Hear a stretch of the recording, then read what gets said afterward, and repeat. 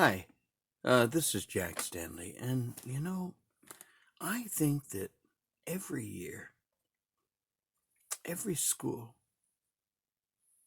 every college, every center of learning, and perhaps every person in this country should study the beginnings of this country, the foundations of what this country was, what it would become, and how it is. I think it would be good for every school, every college, every church, every hamlet, every town, every city to sit down and share with its population the Declaration of Independence, the Constitution, the for the formation of this country, the documents that are our birth certificates, because we really don't understand them. And if we even do say we understand them, that we don't appreciate them. To create a new country in a country that already existed. An amazing thing to do. Do you realize how difficult it was, how next to impossible it was, and how each of those persons that signed the Declaration of Independence basically signed their death warrant?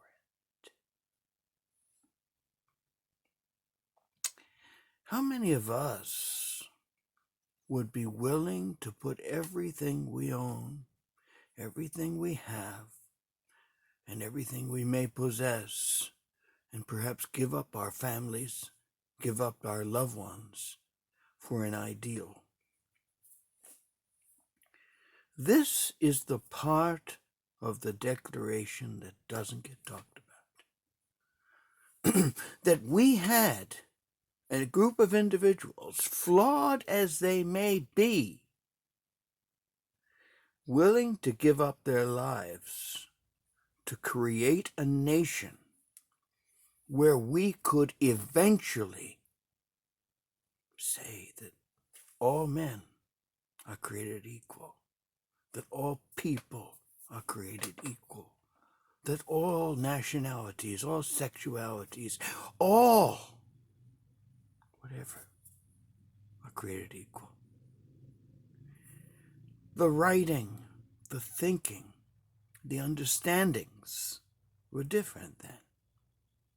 And what they thought then cannot be discussed today, cannot be shared today without criticism, because time has gone by. We have changed. We have evolved. The thing that we have to remember in this day and age, in which we are clueless about a lot of our history and clueless about the formations of this nation, is that we evolve. The beliefs that you and I hold today, that are part of the popular culture of today, may be seen as foreign and dangerous to a future generation. They may see us as racist, as almost like creatures and nasty. And they'll say how those terrible people who lived in the year 2020, God, how could they think the way they thought? And we think we're thinking really nice. And the people in 1776 were thinking that they were being very nice. And the creation of our Constitution, we knew it was flawed. Everybody knew. Slavery was the 800-pound gorilla in the room. And it wasn't something that could be solved immediately. Let's form a country first. Let's create an identity and then fix things as we go. That's the only way you could do it. If you tried to form this country by ending slavery, we wouldn't have had a country. Unfortunately, sometimes you have to walk with the damned to be successful. And in the formation of this nation, in the creation of this nation, they gave everything. They promised everything, and they signed their name on the paper. And that piece of paper, as I said, could very well have been their death warrant. So I think as 2020 goes along, and you're going to hear constant barrages by various people in the media and others about this or that, and it's racist, and what they did then was terrible. They were creating something. Do you ever notice when you want to develop something, you come up with a blueprint and you make your first draft of it? And it pretty much sucks. But it's an idea of what you want to create. That is a Declaration of Independence. And then you did another draft. And that was the Articles of Confederation. That didn't work too well either. Then you tried another, and it got a little better. That was our Constitution. And the interesting thing was that they were smart enough to realize you have to add to it, and you have to be able to keep it a living document. Those were wise, smart people. They knew they were flawed. No one had to tell them that. But the fact is, they had to create a nation first before they could fix its ills. And so, while 2020 is going on, and you hear about how bad we are, how terrible we are, how terrible we have been as a nation, maybe stop for a second and say, maybe we should look at the fact of how we have advanced as a nation, how we have fixed many of the ills of a nation. We had to have a bloody civil war to do that. And hundreds of thousands of people gave their lives to change this country. We went from being basically a sample on a petri dish, and we had to turn it into something. And you know something?